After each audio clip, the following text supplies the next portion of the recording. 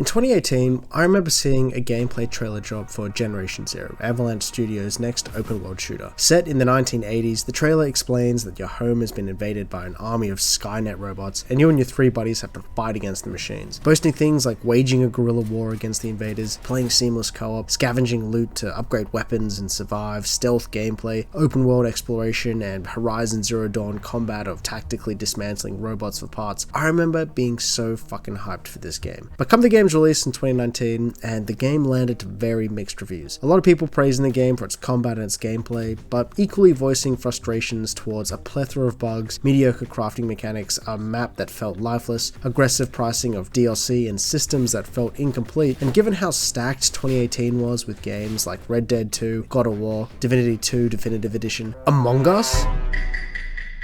For me, Generation Zero was just another game to put on the backlog. Fast forward to late 2024, looking over reviews for Generation Zero, the sentiment seems to have shifted somewhat, with Steam reviews sitting at mostly positive and recent reviews at a very respectable, very positive, with the overall consensus being that players like a lot of the aspects in the game, but recognize the game has missed a lot of opportunities to be something great. And so with nothing left to play and wanting to avoid downloading the 128GB that is Blob 6, as well as a humble bundle selling the game for $1.50, I booted up Generation Zero and oh boy, there is a lot I did not like about this game. A soulless map void of any character or standout features, a kaleidoscope of half-baked systems and ideas, a looting system that feels like it's been pulled straight from Dead Island 1, a questing system that does the absolute bare minimum to drag you through this game's boring ass story, and gameplay that barely meets the tags that are listed on this game's Steam page or what was promised in that initial gameplay trailer. The only thing that somewhat held its ground was the game's combat, but not even that could be enjoyed given how much it was weighed down by the other game's systems. For such a dark premise for a game, robots mercilessly killing everyone on your island, the game pulls all of its potential punches by making it void of any actual NPCs, which not only removes any stakes that this game may have had, but also strips it of its personality and leaves the game feeling completely soulless. So stick around as we explore this and more in my review of Generation Zero.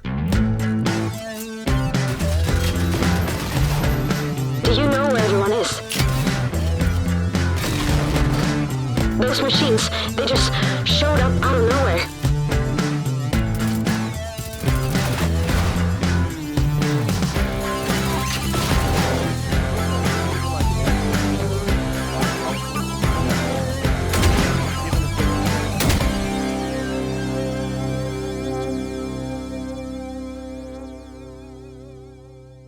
So Generation Zero describes itself as an open-world co-op stealth survival shooter, and I'll come back to that definition a bit later, but the story of the game takes place on some Swedish island where after returning from an off-island getaway, you find your home completely abandoned with everyone having either been killed or driven off by a mysterious army of robot invaders. After scavenging your first gun, you and your three friends go on a search to find any survivors, clearing the island of hostile robots and uncovering the mystery behind the invasion. Now I think the combat is by far one of the game's strongest suits. The weapon handling in this game is decent. There's a range of weapons you can acquire through your playthrough scattered across the map. Weapons are customizable with different attachments such as scopes, extended mags, different barrels. There's multiple ammo types that can be used on each gun, and the enemy designs look and function great, ranging from these smaller dog-like runners with guns on their back to these colossal tank things. The designs of the enemies look pretty sweet, and when paired with some pretty decent sound design, some of these enemies can be legit scary. I mentioned before, this game has that dismantling mechanic that we've seen in games like Horizon Zero Dawn, being able to shoot off certain components and disabling certain weapons or mechanics, like shooting off sniper rifles off the back of hunters to stop them from sniping you, resulting in some strategy when engaging enemies, and results in the weapon handling and combat encounters being one of the strongest and most engaging things in this game. And the game still looks pretty good, with graphics more or less being on the better end of what you would expect from 2019, and with very little complaints from the performance department, with FPS being steady throughout my entire playthrough. Enemies will charge you, forcing you to find cover or break line of sight, and overall reminded me a lot of Wolfenstein's combat. But unfortunately, where the combat may present itself with some quality and depth, don't be fooled, as although it kicks the game off to a good start, after a few hours you'll quickly learn that all the other features and systems, all the other gameplay elements, hell, even aspects of the combat itself are so superficial that any expectations you may have had following this game's intro quickly begin to evaporate as you stray further from those first few encounters. And as I move into talking about the parts of the game that I didn't enjoy, I want to touch back on that definition.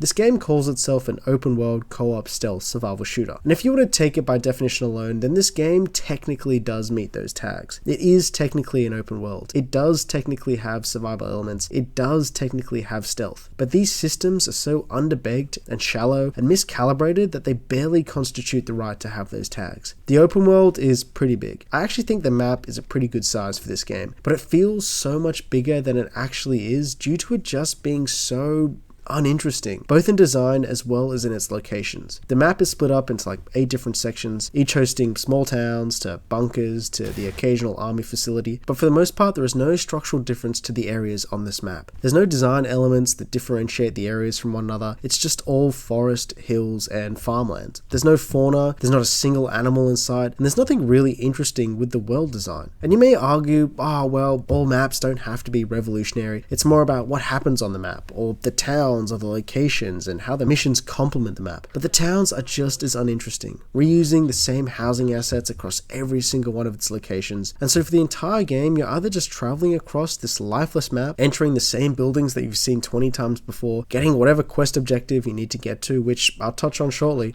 and then moving on to the next thing. Good open world game design is supposed to encourage exploration. You know, seeing something in the distance, a cool location that catches your eye, and you ask yourself, what's over there? And the game teases you with that. Sometimes you're traveling the map and you see robots fighting each other in the distance, or a burnt out barn, or even the odd castle that you want to go and check out, but there's never anything worthwhile there. There's no pot of gold at the end of the rainbow, there's no secrets, there's only backpacks there for you to loot and maybe a weapon box. Sometimes you find ammo or some crafting material, but it's all the same. There's no depth to these locations, no dungeons to explore, no loot worth going out of your way to gather, nothing that stands out and makes you say, I haven't seen that before. And given how hilly some of these areas are, and how much of a pain they can be to traverse, especially with your vehicles, you quickly begin to realize that the reward isn't worth the time to go and check out these areas. And so I just found myself gunning for the main objectives and ignoring everything else because there was nothing ever worthwhile. And sometimes I would clear out the odd location to get a fast travel point, and each time it just confirmed that I'm not really missing out on anything by exploring these side locations. All the good guns I was running with, I've found traveling on the main path, and I'm sure there may be plenty of attachments or whatnot worth scavenging for, but when I was looking up all the good attachments in this game and where to find them, all of them are just in the paid DLC anyway. So out of spite, I kinda just didn't bother. But by and large, I think the biggest contributor to this feeling of emptiness comes from the lack of NPCs in this game, which, to give you context, came out a year after Fallout 76. Fallout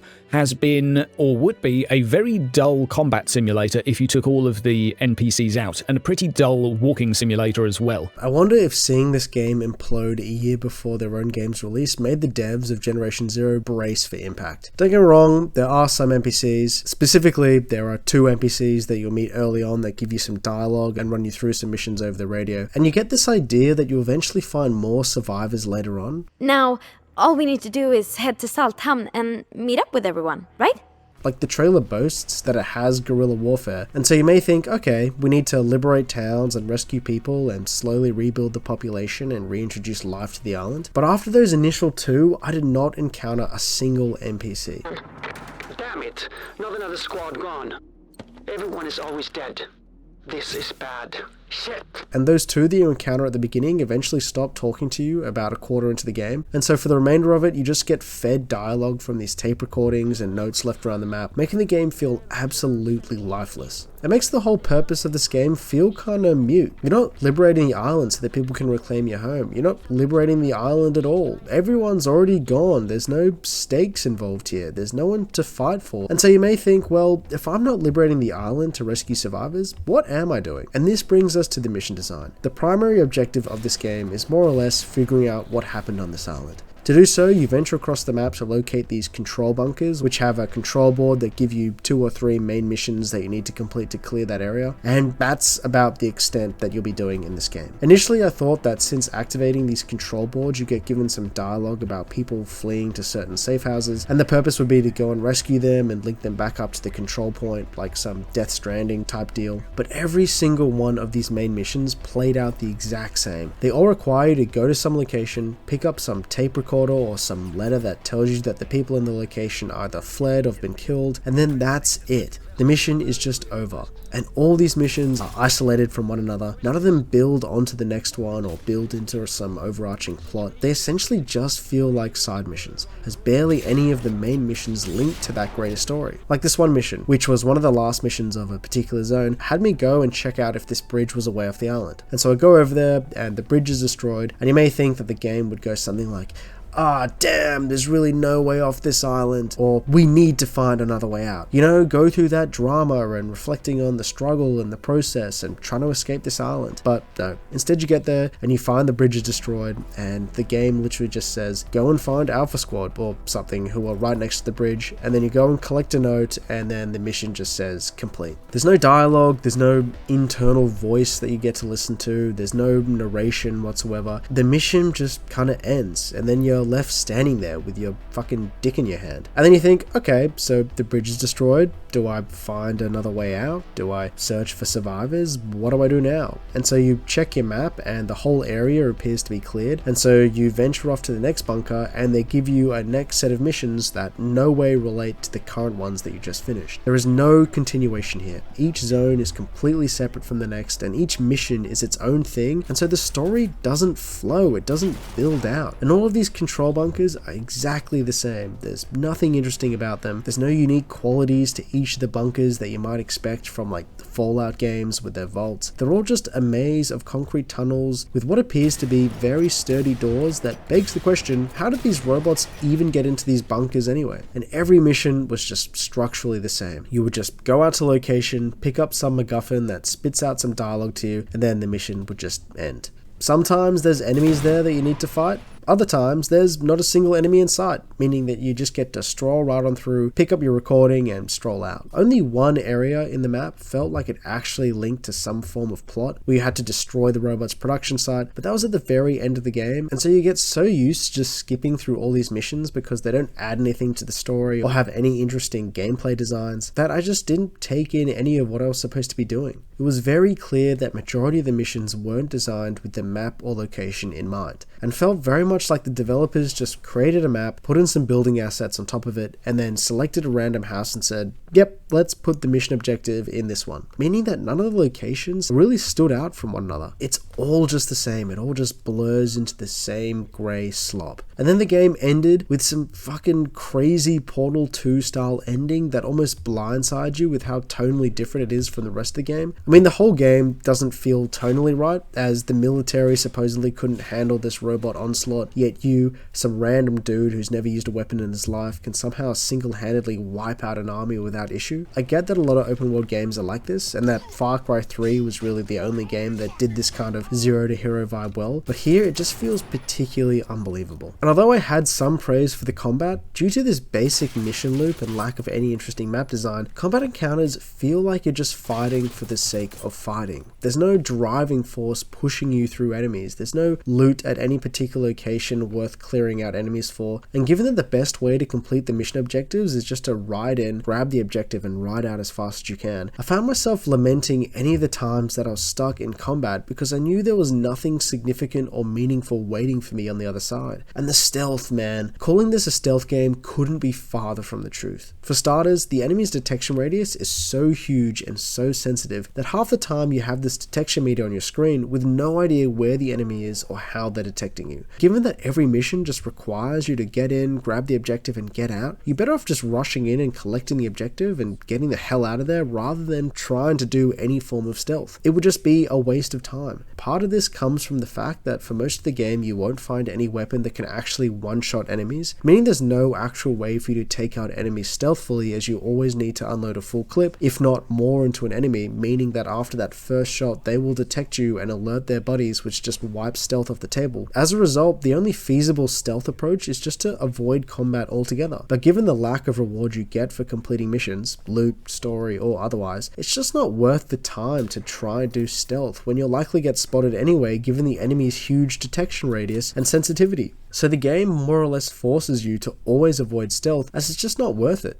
Nor is it possible with the weapons that you have, and the detection sensitivity is so inconsistent, as sometimes enemies will spot you out of nowhere, but then other times I can just ride my bike through an enemy patrol without them blinking a robotic eye. The stealth just felt so off. And then lastly, the survival elements. The survival systems in this game feel like a mess. For starters, looting the game consists entirely of rummaging through these backpacks, ammo boxes, and enemy corpses. There's no breaking things down or mining or anything like that. I said before, it feels very much like the Dead Island type of looting. Just go to a bag, search it, click transfer all, and move on. Sometimes you find the odd weapon crate, which can be easy to miss given that everything is this kind of muted green color, so it blends into the environment and makes it unclear as to what you can and can't loot. And using these materials, you can craft ammo and tools like medkits and field radios, which act as like fast travel points you can place. And you can unlock and craft weapon and apparel upgrades, but these systems just feel convoluted and overly complex. Each of these upgrade trees have their own form of currency that you earn through crafting the previous tiers of upgrades. And I thought as I went through this game I would earn some of these naturally, but I also found that I never actually needed any of these upgrades, owing to the fact that for the most part they don't make much of a tangible difference anyway. Upgrading the ammo crafting was worthwhile as it lets you craft different ammo types, but getting a shirt that gives you 2.5% bullet resistance doesn't feel that worthwhile when the reason I die most of the time is because I get absolutely swarmed and overwhelmed by enemies, meaning that the bullet resistance wouldn't really help me anyway. And you can upgrade these effects further to make a bigger impact, but I never had the resources for it, and yes, that is partly my own fault because I would rush in, grab the mission objectives, and I wouldn't go out of my way to loot every backpack I saw because of what I said earlier about these locations just being uninteresting. But because of that, I didn't need these upgrades, and as such, I wasn't going out of my way to do this boring looting just so I can craft upgrades that I don't need. In good open world games, you play the story but stay for the systems. God of War, upgrading your skills had tangible impacts and helped you progress through the story. The systems complemented that core gameplay experience, and as such was what compelled you to go out of your way and scavenge and build those systems out. Here, it just doesn't have that. These systems aren't interesting. I don't care if I can craft gas tanks. I don't use those anyway. And the alternative would be having to fight every enemy that I see and subject myself to drawn out combat exchanges and go explore every reused building that I find and loot all the backpacks on the ground to get materials to use for crafting upgrades that will ultimately never use, spending more time on a map that feels soulless and lacking any character or anything interesting to explore. I'm not going out of my way to craft for crafting's sake. And it's the same reason why I didn't gel with this game's weird base building elements. Like, this game has a tower defense mode similar to what you expect from Assassin's Creed Revelations, where you have to periodically return to defend your base else the enemies destroy it. I don't know about you guys, but I personally hate every game that shoehorns this mechanic in. I'm not going to waste my precious materials upgrading a base that doesn't give me any tangible reward for doing so. And yes, I understand that I can unlock the special tokens that let me craft corrosive bullets and things like that. But when the story is so boring and I'm trying to get through it as quickly as possible, I'm not going to go out of my way to continuously do this side content when the rest of the game is equally as boring. And this game just had so many kind of systems shoved into it that it just felt a bit overwhelming. So